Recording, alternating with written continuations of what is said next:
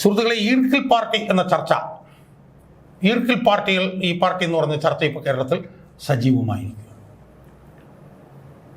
ഈർക്കിൽ പാർട്ടിയെക്കുറിച്ചുള്ള ചർച്ച സജീവമാകാനുള്ള കാരണം CPM-ന്റെ മുതിർന്ന നേതാക്കന്മാരിൽ ഒരാളും ട്രേഡ് യൂണിയൻ നേതാവുമായിട്ടുള്ള ശ്രീമാൻ ഇളമരം കരീം ഈ ആശാവർക്കർമാരുടെ സമരത്തിന് പുറകിൽ നിന്ന് നേതൃത്വം കൊടുക്കുന്ന SUC കമ്മ്യൂണിസ്റ്റ് എന്ന് പറയുന്ന പാർട്ടിയെ ഉദ്ദേശിച്ചുകൊണ്ട് അതൊരു ഈർക്കിൽ പാർട്ടി നടത്തുന്ന സമരമാണ് എന്നാണ് ശ്രീമാൻ ഇളമരം കരീം പറഞ്ഞത്. അങ്ങനെയാണ് ഇപ്പോൾ ഈർക്കിൽ പാർട്ടിയെക്കുറിച്ചിട്ടുള്ള ചർച്ച ഇപ്പോൾ സജീവമായിരിക്കുന്നത്. സുഹൃത്തുക്കളെ, ഈ സാഹചര്യത്തിൽ ഏതാണ് യഥാർത്ഥ ഈർക്കിൽ പാർട്ടി എന്നൊന്ന് എൻ്റെ പ്രേക്ഷകരുമായി ചർച്ച ചെയ്യാൻ വേണ്ടിയിട്ടാണ് ഈ വീഡിയോയിലൂടെ ഞാൻ ശ്രമിക്കുന്നത്. CPM-ന്റെ പ്രതിനിധിയായിട്ടുള്ള ഇളമരം കരീം SUC കമ്മ്യൂണിസ്റ്റ് എന്ന് പറഞ്ഞ പാർട്ടിയാണല്ലോ ഇപ്പോൾ ഈർക്കിൽ പാർട്ടി എന്ന് വിളിച്ച് ആക്ഷേപിച്ചിരിക്കുന്നത്, അധിക്ഷേപിച്ചിരിക്കുന്നത്. എന്നാൽ ഇളമരം കരീം പ്രതിനിധീകരിക്കുന്ന CPM എന്ന് പറഞ്ഞ പാർട്ടി എന്ത് പാർട്ടിയാണ് എന്നാണ് ഞാൻ ഈ വീഡിയോയിലൂടെ എൻ്റെ പ്രേക്ഷകരോട് ചർച്ച ചെയ്യാം. എനിക്ക് എൻ്റെ പ്രേക്ഷകരോട് പറയാനുള്ളത്, യഥാർത്ഥ ഈർക്കിൽ പാർട്ടി CPM ആണ്, മറിച്ച് SUC കമ്മ്യൂണിസ്റ്റ് അല്ല എന്നാണ്. SUC കമ്മ്യൂണിസ്റ്റ് ഒരു ചെറിയ പാർട്ടിയാണ്. പല സംസ്ഥാനങ്ങളിലും ഈ പറഞ്ഞതുപോലെ അവരെ കൊണ്ട് കഴിയാവുന്ന രീതിയിൽ പ്രവർത്തനം നടത്തുന്ന ഒരു ചെറിയ പാർട്ടിയാണ് ഈർക്കിൽ പാർട്ടി. അവരെ വേണേൽ ഈർക്കിൽ പാർട്ടി എന്നൊക്കെ പറഞ്ഞ് ഇവിടെ വിളിച്ച് പരിഹസിക്കാം. പക്ഷേ അവരെ എല്ലാ കാലത്തും അവരൊരു ചെറിയ പാർട്ടിയാണ്. ഒരു ബംഗാളിലൊക്കെ കുറച്ച് ശക്തി ഉണ്ടായിരുന്നു, ഇപ്പോൾ അവിടെ കുറച്ച് ദുർബലപ്പെട്ടുണ്ട്. പക്ഷേ എല്ലാ കാലത്തും അവരൊരു ചെറിയ പാർട്ടിയാണ്, ഒരു വലിയ പാർട്ടിയാണ് എന്നൊന്നും അവർ അവകാശപ്പെട്ടിട്ടില്ല. പക്ഷേ CPM-നെ കുറിച്ച് നമ്മളൊന്ന് ചിന്തിച്ച് നോക്കിയ സുഹൃത്തുക്കളെ, CPM-ന്റെ അവസ്ഥ എന്താ നമ്മളൊന്ന് ചർച്ച ചെയ്യേണ്ടത്. 3 സംസ്ഥാനങ്ങളിൽ അധികാരത്തിലിരുന്ന ഒരു പാർട്ടി, ഏതാണ്ട് 35 വർഷക്കാലം പശ്ചിമ ബംഗാളിൽ തുടർച്ചയായി ഭരണം നടത്തിയിരുന്ന ഒരു പാർട്ടി,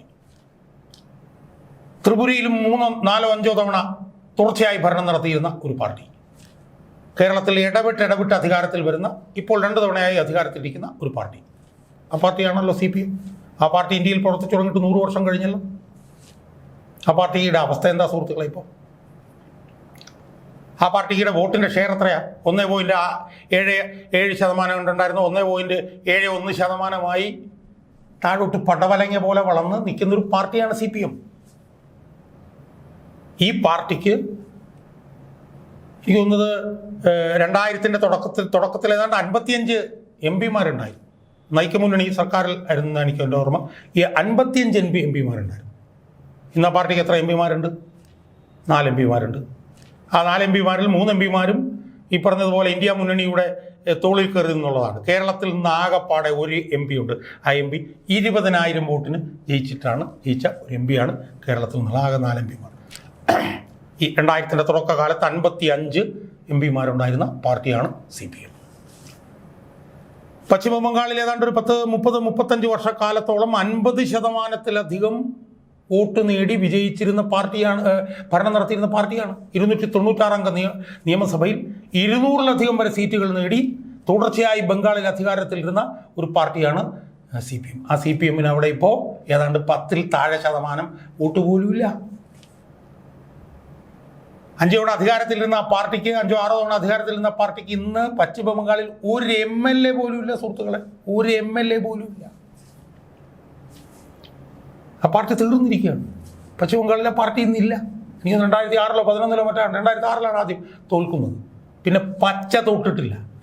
ഇത്തവണ ഏതാണ്ട് 28-29 പേര് മത്സരിച്ചതിൽ ഏതാണ്ട് ഒരു 3 പേരിൽ ഒഴിച്ച് ബാക്കിയുള്ളവർക്കെല്ലാം കെട്ടിവെച്ച കാശ് ബംഗാളിൽ പോയി. ആ പാർട്ടി ബംഗാളിൽ തീർന്നു, ഇന്നില്ല. ത്രിപുരയിലും അതില്ല.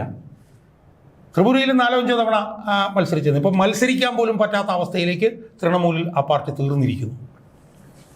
ആകെപ്പാടെ ആ പാർട്ടി ഉള്ളത് കോവിഡും കിറ്റും പെൻഷനും ഒക്കെ വന്നുകൊണ്ട് 2ാമത്തെ തവണ കഷ്ടിച്ച് ഇവിടെ അധികാരത്തിൽ നിൽക്കുന്നുണ്ട്. അതാണ് ആ പാർട്ടിയുടെ ഇന്നത്തെ അവസ്ഥ. ആ പാർട്ടിയുടെ വോട്ട് ശതമാനം ഞാൻ പറഞ്ഞില്ല, 1.71% വോട്ടാണ് ആ പാർട്ടിക്കുള്ളത്. ആ പാർട്ടി എത്രയോ സംസ്ഥാനങ്ങളിൽ എത്രയോ കാലങ്ങളായി പ്രവർത്തിക്കുന്നു. എവിടെയെങ്കിലും അവർക്ക് എന്തെങ്കിലും ഇമ്പാക്റ്റ് ഉണ്ടാക്കാൻ കഴിയും. ഇപ്പോൾ അടുത്ത ഡൽഹിയിൽ തിരഞ്ഞെടുപ്പ് നടന്നു, 3-ാം സ്ഥാനമായിരുന്നു. മിക്കവാറും 90% സ്ഥലത്തും കെട്ടിവെച്ച കാശ് പോയി. എവിടെയോ മധ്യപ്രദേശിലോ അവിടെ ഇവിടെയൊക്കെ ആയിട്ട് 1-2 MLA-മാരുണ്ട്, അത്രയേ ഉള്ളൂ. അതിനപ്പുറത്തൊന്നുമില്ല. 4 MP-മാരുണ്ടെങ്കിൽ അതിൽ 3 പേരും തമിഴ്നാട്ടിലും കർണാടകത്തിലും ഒക്കെ ആയിട്ട് ഇന്ത്യ മുന്നണിയുടെയൊക്കെ ഭാഗമായി നിന്നുകൊണ്ട് കിട്ടിയ MP-മാരാണ്. ആ പാർട്ടിയുടെ ഒരു നേതാവ് വന്നിരുന്നിട്ട് അയാൾ പറയുകയാണ് ഈർക്കിൽ പാർട്ടി വേറൊരു പാർട്ടിയെ അധിക്ഷേപിക്കുകയാണ്. 2 കാലിലും മന്തുള്ളവൻ 1 കാലം മന്ത് കുഴിയിലിട്ടിട്ട് വേറൊരുത്തം പോകുമ്പോൾ ഇത് മന്ദകാല എന്ന് വിളിക്കുന്ന പോലെയാണ് ഈ എളമരം കരീം ഈ ഈർക്കിൽ പാർട്ടി എന്ന് പറഞ്ഞിട്ട് SUC എന്ന് പറഞ്ഞ SUC കമ്മ്യൂണിസ്റ്റ് എന്ന് പറഞ്ഞ പാർട്ടിയെ അധിക്ഷേപിക്കുന്നത്. സുഹൃത്തുക്കളെ, ഞാൻ ചോദിക്കുന്നത്, ഈ എളമരം കരീം ഈ കഴിഞ്ഞ ലോക്സഭാ തെരഞ്ഞെടുപ്പിൽ കോഴിക്കോട് മണ്ഡലത്തിൽ നിന്ന് മത്സരിച്ചല്ലോ. 1,45,000 വോട്ടിനല്ലേ ഈ വലിയ പാർട്ടിയുടെ നേതാവ് ഇയാൾ കോഴിക്കോട് തോറ്റമ്പിയത്? 1,45,000 വോട്ടിനല്ലേ? അതുകൊണ്ട് ഇരട്ടത്താപ്പിൻ്റെ ആൾരൂപങ്ങളാണ് ഈ CPM-ൻ്റെ നേതാക്കന്മാർ. യഥാർത്ഥ ഈർക്കിൽ പാർട്ടി എന്ന് പറയുന്നത് CPM ആണ്. 3 സംസ്ഥാനങ്ങളിൽ ഭരിച്ചുകൊണ്ടിരുന്ന പാർട്ടിയുടെ അവസ്ഥ പരിതാപകരമാണ്. മിക്കവാറും സംസ്ഥാനങ്ങളെല്ലാം മത്സരിക്കുമ്പോഴും 90% സ്ഥലത്തും കെട്ടിവെച്ച കാശ് നഷ്ടപ്പെടുന്ന ഒരു പാർട്ടിയാണ് CPM. ആ പാർട്ടിയുടെ നേതാവായിട്ടുള്ള ഉളുപ്പില്ലാത്ത ഒരുത്തനാണ് ഈ എളമരം കരീം. അയാളുടെ ഉളുപ്പില്ലായ്മയുടെ പ്രതിഫലനമായിട്ട് വേണം അയാളുടെ ഈർക്കിൽ പാർട്ടി എന്നുള്ള ഈ ഉപയോഗത്തെ നമ്മൾ കാണാൻ. ഈ യഥാർത്ഥ ഈർക്കിൽ പാർട്ടി എന്ന് പറയുന്നത് communist party of India Marxist CPM എന്ന് പറഞ്ഞ പാർട്ടിയാണ് എന്ന് കണക്കുകളുടെ അടിസ്ഥാനത്തിൽ തെളിയിക്കാൻ വേണ്ടിയിട്ടാണ് ഞാൻ ഈ വീഡിയോയിലൂടെ എൻ്റെ പ്രേക്ഷകരുടെ മുന്നിൽ ശ്രമിച്ചിട്ടുള്ളത്.